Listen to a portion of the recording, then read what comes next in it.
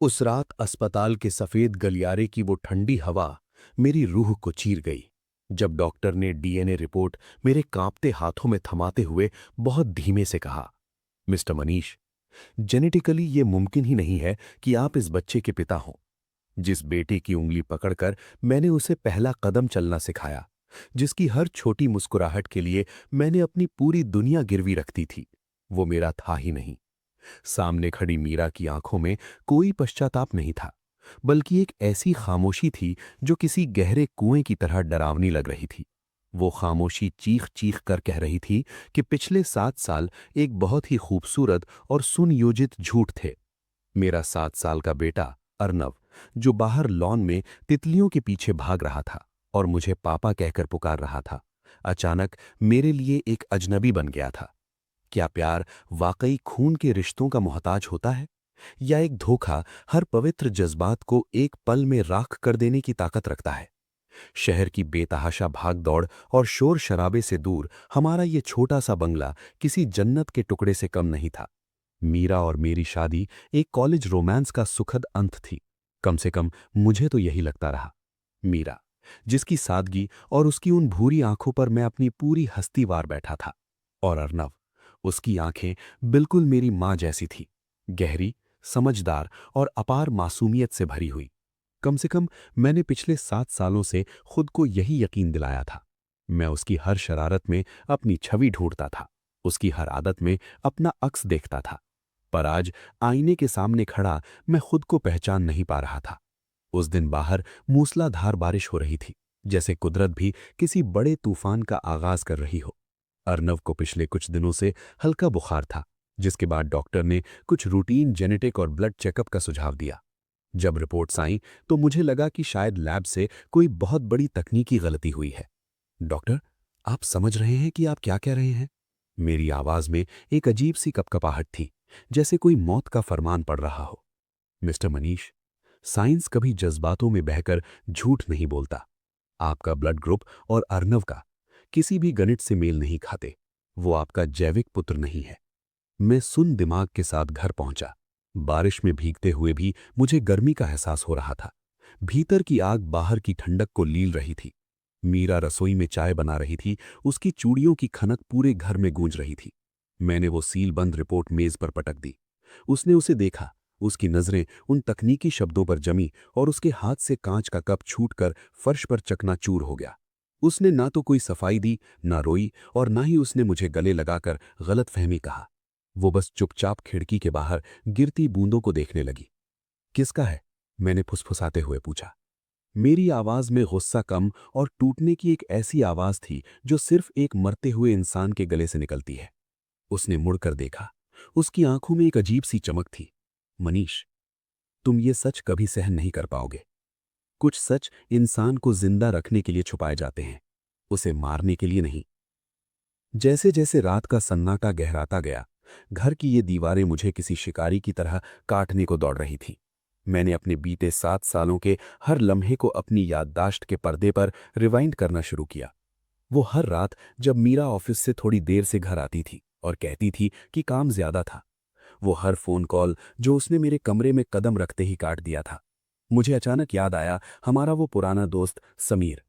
वो हमारी हर एनिवर्सरी, हर छोटी खुशी में शरीक होता था। अर्नब उसे समीर अंकल कहता था और समीर उसे महंगे खिलौने लाकर देता था। क्या वो वाकई सिर्फ एक पारिवारिक मित्र था, या वो मेरी पीठ पीछे मेरी ही दुनिया की ईंटें उखाड़ रहा था? मैंने दबे पांव अर्नव के कमरे में कदम रखा। वो अपनी पसंदीदा नीली चादर ओढ़े गहरी नींद में था। उसकी मासूमियत की चादर के नीचे छिपी कड़वी सच्चाई मुझे डरा रही थी। मैंने उसके माथे को छुआ। कल तक ये स्पर्श एक पिता का अधिकार था, आज ये एक अजनबी का कौतूहल था। क्या मैं इस बच्चे से नफरत कर सकता था, जिसने मुझे पहली बार पापा कहकर पुकारा था? नहीं। पर क्या मैं उसे पहले जैसा प्यार कर सकता था? ये सवाल किसी जहरीले खंजर की तरह मेरे सीने के आर पार हो गया। तभी मीरा कमरे के दरवाजे पर आकर खड़ी हो गई। उसने मेरे कंधे पर हाथ रखा, जिसे मैंने झटके से दूर फेंक दिया। मुझसे दूर रहो मीरा, तुम्हारी छुअन अब मुझे पवित्र लगती है। मैं लगभग चिल्लाया। मनीष, अर्नव को समीर के बारे में कुछ मत बताना। समीर? तो मेरा शक सही था, वो समीर का बेटा है। मीरा के चेहरे पर एक ऐसी मुस्कान आई जिसने मुझे अंदर तक हिला दिया। समीर तो सिर्फ एक मोरा था मनीष। असली खेल तो तब शुरू हुआ था जब तुमने मुझे उस भयानक एक्सीडेंट के बाद अस्पताल के उस वीरान कमरे में अकेला छोड़ दिया था। एक्सीडेंट? 7 साल पहले का वो हादसा जब हमारी गाड़ी पहाड़ी रास्ते पर खाई में गिरते गिरते बच गई थी। मुझे बस इतना याद था कि एक तेज रोशनी मेरी आंखों में चुभी थी, टायर चरमराए थे और मैं बेहोश हो गया था। जब मेरी आंखें खुली तो मैं अस्पताल में था और मीरा मेरे बेड के पास बैठी थी। उसने कहा था कि हम सुरक्षित हैं, ईश्वर ने हमें नया जीवन दिया है। क्या हुआ था उस रात मीरा? मैंने दीवार से सटा दिया। सच बोलो।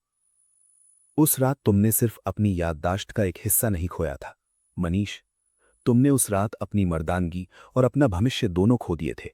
डॉक्टर ने कहा था कि तुम कभी पिता नहीं बन पाओगे, और मैं उस खालीपन के साथ अपनी जिंदगी नहीं गुजारना चाहती थी। मेरे पैरों तले जमीन खिसक गई। क्या मीरा मुझे किसी और बड़े राज की ओर ले जा रही थी? अगर मैं कभी पिता नहीं बन सकता था तो अर्नव कहां से आया? तभी मेज पर रखे मेरे फोन की स्क्रीन जल उठी। समीर का एक मैसेज फ्लैश हुआ। क्या उसे वो पुरानी फाइल मिल गई? अगर हां तो उसे बताओ मत, उसे दिखाओ। मैंने फोन झपट लिया और मीरा के चेहरे के सामने कर दिया। ये क्या है? कौन सी फाइल? मीरा ने फोन छीनने की कोशिश की, पर मैं उसे धक्का देकर स्टोर रूम की ओर भागा। मुझे याद आया, एक्सीडेंट के समय के कुछ पुराने दस्तावेज एक लोहे के संदूक में रखे थे। मैंने ताला तोड़ा। फाइलों के ढेर के नीचे एक लाल रंग का लिफाफा था। उसमें एक पुरानी तस्वीर थी, मेरी और मीरा की शादी की तस्वीर, जो बीच से कटी हुई थी। लेकिन उसके पीछे लाल स्याही से बड़े बड़े अक्षरों में कुछ लिखा था जिसने मेरे रोंगटे खड़े कर दिए। तस्वीर के पीछे लिखा था, अर्नव तुम्हारा नहीं है, और जिस मीरा के साथ तुम रह रहे हो वो भी अब तुम्हारी नहीं रही। 7 साल पहले उस खाई में सिर्फ कार नहीं गिरी थी मनीष, तुम्हारी असली जिंदगी वहीं दफन हो गई थी। और सबसे डरावनी बात, वो लिखावट समीर की नहीं थी, वो लिखावट मेरी अपनी थी। पर मुझे याद क्यों नहीं था कि मैंने ये कब और क्यों लिखा? क्या मैं किसी और का पाप ढो रहा था, या मैं खुद ही अपने विनाश का रचयिता था? उस तस्वीर के पीछे लिखे शब्द, अर्नव तुम्हारा नहीं है, मेरे दिल पर किसी तपते लोहे की तरह छप गए थे। पर सबसे डरावनी बात यह नहीं थी, सबसे खौफनाक तो यह था कि वो लिखावट मेरी अपनी थी। क्या मैं पागल हो रहा था, या मैं अपने ही जीवन के किसी ऐसे हिस्से को भूल चुका था जिसे याद करना शायद मौत से भी बुरा था? मैंने मीरा की ओर देखा, जो अब भी खिड़की के पास जड़वत खड़ी थी। मीरा, ये तस्वीर, ये लिखावट, मैंने ये कब लिखा? मेरी आवाज में एक अजीब सी घबराहट थी। उसने मुड़कर देखा। उसकी आंखों में अब पश्चाताप की जगह एक गहरा खौफ था। मनीष, कुछ सच ऐसे होते हैं जिन्हें दफन ही रहना चाहिए। तुम जितना खोदोगे उतना ही खुद को खो दोगे। क्या मेरा दुश्मन बाहर था, या मेरे अपने ही भीतर छिपा बैठा था? कमरे की खामोशी इतनी भारी थी कि मुझे अपनी ही सांसें सुनाई दे रही थी। बाहर बारिश की बूंदें कांच पर किसी की उंगलियों की तरह दस्तक दे रही थी, जैसे कोई अंदर आने की जिद कर रहा हो। मैंने उस तस्वीर को अपनी कांपती उंगलियों में दबोच रखा था। वो शादी के दिन की तस्वीर थी।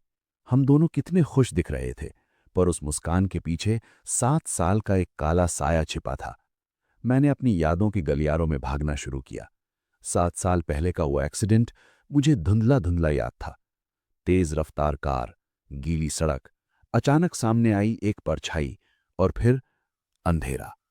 जब मेरी आंख खुली, मैं अस्पताल में था। मीरा मेरे पास बैठी रो रही थी। उसने कहा था कि हम बाल बाल बच गए। पर क्या वाकई? तभी अलमारी के पीछे से मुझे एक पुरानी डायरी मिली। ये मीरा की निजी डायरी थी। मैंने उसे खोला। पन्ने पीले पड़ चुके थे, पर स्याही अभी भी ताजा लग रही थी। 12 मार्च 2018। मनीष बदल गया है। एक्सीडेंट के बाद वो पहले जैसा नहीं रहा। कभी कभी वो रात को उठकर अजीब बातें करता है। वो कहता है कि उसने किसी को मार दिया है। मुझे डर लग रहा है। मेरे हाथ कांपने लगे। मैंने किसी को मार दिया था, पर किसे? और अर्नव का इससे क्या रिश्ता था? रात के 2 बज रहे थे जब घर की डोरबेल बजी। इस वक्त कौन हो सकता था? मीरा झटके से उठी और दरवाजे की तरफ दौड़ी। मैंने उसे रोका। मैं देखूंगा, मैंने सख्त लहजे में कहा। दरवाजा खोलते ही सामने समीर खड़ा था। वही समीर जिसे मैं अपना सबसे अच्छा दोस्त समझता था। उसका कोट पूरी तरह भीगा हुआ था और उसके चेहरे पर एक अजीब सी बेबसी थी। मनीष, तुम्हें अभी यहां से निकलना होगा। वे लोग आ रहे हैं, समीर ने हांफते हुए कहा। कौन लोग समीर? और तुम यहां इस वक्त क्या कर रहे हो? समीर ने अंदर कदम रखा और सीधे मीरा की ओर देखा। उनके बीच शब्दों का कोई आदान प्रदान नहीं हुआ, पर उनकी आंखों की भाषा बहुत कुछ कह रही थी। उसे सच बता दो मीरा, अब छुपाने का कोई फायदा नहीं है, समीर ने कहा। मीरा ने सिर झुका लिया। मैंने कोशिश की थी समीर, पर मैं इसे तोड़ना नहीं चाहती थी। मैंने समीर का कॉलर पकड़ लिया। क्या सच? क्या अर्णव तुम्हारा बेटा है? समीर ने मेरी आंखों में देखा, बिना किसी डर के। नहीं मनीष, अर्णव मेरा बेटा नहीं है, और सच तो यह है कि अर्णव इस दुनिया का हिस्सा ही नहीं होता अगर उस रात तुमने वो गुनाह न किया होता। समीर मुझे गैरेज की ओर ले गया। वहां मेरी पुरानी कार खड़ी थी, जिसे मैंने एक्सीडेंट के बाद कभी हाथ नहीं लगाया था। उसने कार की डिक्की खोली। अंदर एक पुराना धूल से भरा बैग था। इसे खोलो, समीर ने आदेश दिया। मैंने बैग खोला। उसमें कुछ मेडिकल रिपोर्ट्स थीं और एक छोटा सा खिलौना, एक लकड़ी का घोड़ा जिस पर खून के सूखे निशान थे। मेरा सिर चकराने लगा। अचानक एक धुंधली याद मेरे दिमाग में बिजली की तरह कौंधी। वो एक्सीडेंट। मैं अकेला नहीं था। सड़क पर एक और गाड़ी थी। एक छोटा परिवार था। एक आदमी, एक औरत और एक बच्चा। उस रात तुमने जिस गाड़ी को टक्कर मारी थी, उसमें एक छोटा बच्चा था। समीर की आवाज गूंजी। तुम नशे में थे मनीष। उस बच्चे की मौत मौके पर ही हो गई थी। तुम बुरी तरह घायल थे, पर मीरा ने तुम्हें बचाने के लिए एक सौदा किया। मेरे पैरों तले जमीन खिसक गई। सौदा? कैसा सौदा? उस रात उस गाड़ी में जो औरत थी, वो गर्भवती थी। वो बच गई, पर उसका पति और बच्चा मर गए। वो सदमे में थी। मीरा ने उस औरत को पैसे दिए, उसे शहर से दूर भेज दिया, और जब उसका बच्चा पैदा हुआ तो मीरा ने उसे अपना बना लिया, ताकि तुम्हारी गलती का बोझ कम हो सके। अर्णव उसी औरत का बेटा है जिसे तुमने अनाथ कर दिया था। मैं टूटकर जमीन पर बैठ गया। जिस बच्चे को मैंने 7 साल तक सीने से लगाया, जिसे अपना अंश समझा, वो उस पाप का परिणाम था जिसे मैंने किया था। मीरा मेरे पास आई और उसने मुझे गले लगाने की कोशिश की। मैंने ये सब तुम्हारे लिए किया मनीष। मैं तुम्हें जेल जाते नहीं देख सकती थी। मैंने अर्णव को पाला ताकि तुम्हें कभी उस अपराध बोध का सामना न करना पड़े, उसने सिसकते हुए कहा। उसकी आवाज में वही प्यार था जिसने कभी मुझे दीवाना बनाया था, पर अब उस प्यार में मुझे साजिश की गंध आ रही थी। और समीर? मैंने पूछा। समीर का इसमें क्या रोल था? मीरा चुप हो गई। समीर ने अपने सिगरेट सुलगाई। मैं उस रात का गवाह था मनीष, और गवाहों की कीमत चुकानी पड़ती है। मीरा ने मुझे चुप रहने के लिए पैसे नहीं दिए। उसने मुझे अपनी जिंदगी का हिस्सा बना लिया। हम पिछले 7 साल से एक ही छत के नीचे रह रहे थे, और तुम्हें कभी पता नहीं चला। क्रोध की एक लहर मेरे भीतर उठी। मेरा घर, मेरा परिवार, मेरा बेटा, सब कुछ एक नाटक था। जिसे मैं अपना बेडरूम समझता था, वहां कोई और भी हक जमाता था। जिस प्यार को मैं पवित्र मानता था, वो सिर्फ एक सेटलमेंट था। पापा? एक छोटी सी आवाज ने हम तीनों को सुन्न कर दिया। अर्णव सीढ़ियों पर खड़ा था। उसकी आंखों में नींद और डर था। उसने अपने हाथ में वही लकड़ी का घोड़ा पकड़ रखा था जो बैग में रखे खिलौने जैसा था। पापा, आप समीर अंकल के साथ क्यों लड़ रहे हो? और मम्मी रो क्यों रही हैं? मैं अर्णव को देख रहा था। उसके चेहरे की वो मासूमियत, क्या वो वाकई एक सौदा था? क्या मेरा उसे गोद में उठाना, उसे लोरी सुनाना सब व्यर्थ था? अर्णव दौड़कर मेरे पास आया और मेरी टांगों से लिपट गया। पापा, मुझे डर लग रहा है। बाहर कोई खड़ा है। मैंने खिड़की से बाहर देखा। पुलिस की लाल नीली बत्तियां हमारे गेट की ओर बढ़ रही थीं। समीर का चेहरा सफेद पड़ गया। मीरा, तुमने पुलिस को फोन किया? मीरा ने सिर हिलाया। नहीं, मैंने नहीं किया। तभी मेरे फोन पर एक नोटिफिकेशन आया। अनाम नंबर से एक मैसेज। 7 साल का समय खत्म हुआ मनीष। अब हिसाब बराबर करने की बारी मेरी है। पुलिस ने घर को घेर लिया था। एक इंस्पेक्टर अंदर आया। उसकी आंखों में एक अजीब सी चमक थी। उसने सीधे मेरी ओर देखा। मनीष मल्होत्रा, आपको हत्या के आरोप में गिरफ्तार किया जाता है। हत्या? कौन सी हत्या? मैंने चिल्लाकर पूछा। वो पुराना एक्सीडेंट तो 7 साल पहले हुआ था। इंस्पेक्टर मुस्कुराया। मैं उस पुराने एक्सीडेंट की बात नहीं कर रहा हूं। मैं उस लाश की बात कर रहा हूं जो अभी अभी आपके बगीचे में खुदाई के दौरान मिली है। समीर की पत्नी की लाश। मैंने समीर की ओर देखा। समीर ने मीरा की ओर। हम तीनों के पैर जम गए थे। समीर शादीशुदा था? मुझे तो कभी पता ही नहीं चला। समीर की पत्नी गायब नहीं हुई थी मनीष। उसे 7 साल पहले इसी घर में मारा गया था, और अर्णव वो उस औरत का बेटा है जिसे तुमने अनाथ कर दिया था। मेरे दिमाग में धमाके होने लगे। अगर अर्णव समीर की पत्नी का बेटा था तो समीर उसे सौदा क्यों कह रहा था? और मीरा? मीरा की आंखों में अब डर नहीं बल्कि एक ठंडी क्रूरता थी। पुलिस मुझे ले जाने लगी।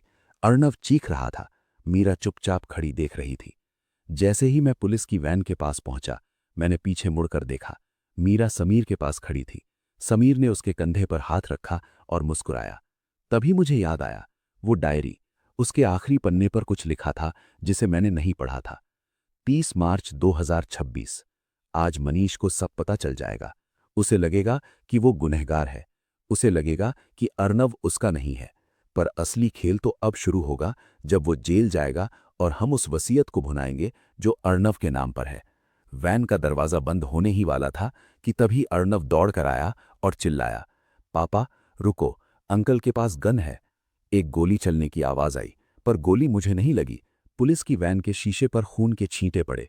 मैंने देखा कि समीर जमीन पर गिर चुका था, पर गोली पुलिस ने नहीं चलाई थी। गोली मीरा के हाथ में मौजूद उस छोटी सी रिवॉल्वर से चली थी जिसे उसने अपने गाउन में छुपा रखा था। मीरा ने मेरी ओर देखा और धीरे से बुदबुदाई, तुम अकेले जेल नहीं जाओगे डार्लिंग, मैं तुम्हें वो सब वापस दिलाऊंगी जो तुम्हारा है, चाहे उसके लिए मुझे सबको खत्म ही क्यों ना करना पड़े। समीर की लाश के पास खड़ी मीरा के हाथ में रिवॉल्वर थी और उसके चेहरे पर एक ऐसी मुस्कान जिसे देखकर मुझे लगा कि पिछले 7 साल से मैं अपनी पत्नी के साथ नहीं बल्कि एक साए के साथ सो रहा था। मनीष, उसने धीरे से कहा, सफाई करना जरूरी था वरना गंदगी हमें ले डूबती। पुलिस की वैन के अंदर से मैं बेबस देख रहा था। मीरा ने समीर को मार दिया था। क्यों? क्या ये मुझे बचाने के लिए था या खुद को? इंस्पेक्टर की बंदूक अब मीरा की ओर थी, लेकिन मीरा के हाथ में अर्णव था। उसने अर्णव की गर्दन के पास रिवॉल्वर टिका दी थी। पीछे हटो, वो चिल्लाई। अगर मेरा पति जेल गया तो ये बच्चा आज ही अपने असली माँ बाप के पास पहुंच जाएगा। अंधेरी रात, बारिश का शोर और पुलिस की सायरन की गूंज। उस पल ऐसा लगा जैसे पूरी कायनात मेरे खिलाफ साजिश रच रही थी। अर्णव चीख रहा था, मम्मी आप क्या कर रहे हो? मुझे डर लग रहा है। उसकी नन्ही आवाज मेरे कलेजे को चीर रही थी। इंस्पेक्टर घबरा गया था। उसने अपनी टीम को पीछे हटने का इशारा किया। मैंने वैन का दरवाजा लात मारकर खोला और बाहर कूद गया। हथकड़ी की जंजीरें मेरे हाथों में धंस रही थीं। मीरा, छोड़ दो उसे, जो भी सच है मुझे बताओ, तुमने समीर को क्यों मारा? मैं चिल्लाया। मीरा हंसी, एक ऐसी हंसी जिसमें पागलपन और दर्द का मिश्रण था। मनीष, तुम्हें लगता है समीर तुम्हारा दोस्त था?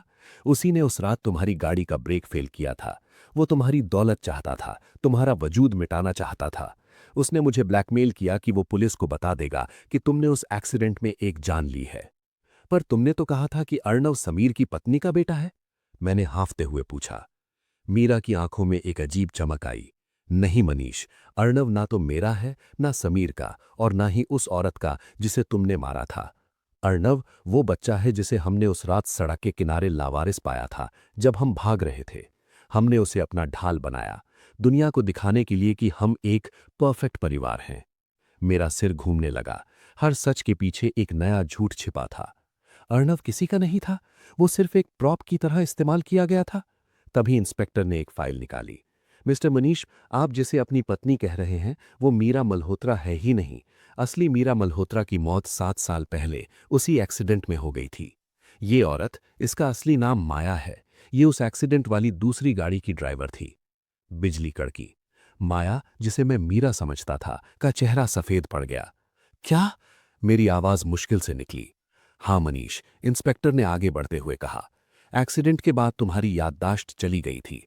माया ने इसका फायदा उठाया। उसने मीरा की जगह ले ली। प्लास्टिक सर्जरी और तुम्हारी धुंधली यादों का सहारा लेकर वो तुम्हारी पत्नी बन बैठी ताकि तुम्हारी करोड़ों की जायदाद हड़प सके। समीर उसका असली पति था जो इस साजिश में शामिल था। माया ने रिवॉल्वर और कस ली। चुप रहो, मैं उसे प्यार करने लगी थी, मैं मनीष को चाहने लगी थी। समीर लालची था, वो सब कुछ अभी चाहता था, इसलिए मुझे उसे रास्ते से हटाना पड़ा। अर्णव अब सुबक रहा था। पापा, क्या आप मेरे पापा नहीं हो? उसके उसे एक सवाल ने मेरे भीतर के डर को खत्म कर दिया और एक पिता को जगा दिया। भले ही मेरा खून उसके रगों में नहीं था, पर उसे पालने वाला एहसास तो मेरा था। मैंने धीरे धीरे माया की ओर कदम बढ़ाए। माया, या जो भी तुम हो, तुमने 7 साल तक मुझसे झूठ बोला। तुमने मेरी पत्नी की जगह ली। तुमने मेरे दोस्त को मरवाया, पर अर्णव को छोड़ दो, उसने कुछ नहीं किया। पास मत आना मनीष, मैं इसे मार दूंगी, माया चीखी। तभी पीछे से एक और गाड़ी आई। उसमें से एक बुजुर्ग महिला उतरी। उन्हें देखते ही माया के हाथ कांपने लगे। वो महिला कोई और नहीं, मेरी माँ थी, जिन्हें माया ने सालों पहले एक मेंटल असाइलम में भिजवा दिया था, ये कहकर कि उनकी याददाश्त चली गई है। मनीष, ये मेरी बहू नहीं है, माँ चिल्लाई। ये वही औरत है जिसने 7 साल पहले मेरी आंखों के सामने मीरा को सड़क पर मरने के लिए छोड़ दिया था। माया का ध्यान भटका। बस वही 1 सेकंड का मौका था। मैंने छलांग लगाई और माया के हाथ से रिवॉल्वर छीनने की कोशिश की। हाथापाई शुरू हुई। अर्णव जमीन पर गिर गया और दूर भाग गया। तभी एक धमाका हुआ। धाएं! गोली चल चुकी थी। माया मेरे ऊपर गिरी। उसके सीने से खून बह रहा था। उसने मेरी आंखों में देखा। उसकी आंखों में अब भी वही प्यार का भ्रम था। मनीष, मैंने सिर्फ तुम्हें पाने के लिए ये सब किया। उसके शब्द उसकी आखिरी सांस के साथ ही दम तोड़ गए। मैंने पीछे मुड़कर देखा। अर्णव सुरक्षित था। पुलिस ने उसे अपनी गोद में ले लिया था। लेकिन कहानी यहां खत्म नहीं हुई। इंस्पेक्टर मेरे पास आया। मिस्टर मनीष, हमें खुशी है कि सच सामने आ गया, पर एक चीज अभी भी समझ नहीं आ रही। उसने वो तस्वीर दिखाई जो मुझे अलमारी में मिली थी, जिसके पीछे लिखा था, अर्णव तुम्हारा नहीं है। ये लिखावट आपकी है मनीष, हमने लैब में चेक कराया है। अगर आपको कुछ नहीं याद था तो आपने ये कब लिखा? मेरा दिल जोर से धड़कने लगा। अचानक मेरे दिमाग का एक बंद दरवाजा खुला। 7 साल की यादें एक सुनामी की तरह वापस आईं। एक्सीडेंट के 6 महीने बाद मेरी याददाश्त वापस आ गई थी। मुझे पता चल गया था कि ये औरत मीरा नहीं, माया है। मुझे पता चल गया था कि अर्णव मेरा बेटा नहीं है। पर मैं इतना कमजोर था कि मैंने चुप रहना चुना। मुझे उस झूठ से प्यार हो गया था। मैंने खुद ही वो नोट लिखा था ताकि किसी दिन खुद को सच बोलने के लिए मजबूर कर सकूं, पर मैं कभी हिम्मत नहीं जुटा पाया। महीनों बाद अदालती कार्यवाही खत्म हो चुकी थी। माया और समीर के गुनाहों का अंत हो चुका था। मैंने अर्णव को कानूनी तौर पर गोद ले लिया था। हम अपने पुराने घर में नहीं, बल्कि शहर से दूर एक छोटे से फार्म हाउस में रह रहे थे। अर्णव अब 8 साल का हो गया था। वो अभी भी मुझे पापा ही कहता था। एक शाम अर्णव अपनी पुरानी कहानियों की किताब पढ़ रहा था। उसने एक पन्ना पलटा और उसमें से एक छोटी सी चिट्ठी गिरी। उसने वो चिट्ठी मुझे दी। पापा, ये क्या है? मैंने चिट्ठी खोली। उसमें माया की लिखावट थी। उसमें लिखा था, मनीष, अगर तुम ये पढ़ रहे हो तो इसका मतलब है मैं जा चुकी हूं, पर जाने से पहले एक सच और जान लो। अर्णव लावारिस नहीं था। जिस रात एक्सीडेंट हुआ, उस गाड़ी में जो असली मीरा थी वो गर्भवती थी। डॉक्टर ने कहा था कि वो मर गई, पर मैंने झूठ बोला। मैंने उसका बच्चा निकाला और उसे जिंदा रखा। अर्णव अर्णव तुम्हारा और असली मीरा का ही बेटा है। मैंने ये राज इसलिए छुपाया ताकि तुम हमेशा मेरे एहसानमंद रहो। मेरी आंखों से आंसू बहने लगे। मैंने अर्णव को सीने से लगा लिया। वो मेरा था, वो हमेशा से मेरा ही था। आज मैं खुश हूं, पर कभी कभी रात के सन्नाटे में मुझे एक आवाज सुनाई देती है। वही आवाज जो माया की थी। क्या माया ने वाकई अर्णव को मुझे सौंप दिया, या ये उसका आखिरी और सबसे बड़ा झूठ था ताकि मैं उम्र भर एक और भ्रम में जीता रहूं? डीएनए टेस्ट की रिपोर्ट अभी भी मेरे दराज में बंद पड़ी है। मैंने उसे कभी नहीं खोला, क्योंकि कभी कभी सच से ज्यादा सुकून उस झूठ में होता है जिसे हम सच मान लेते हैं।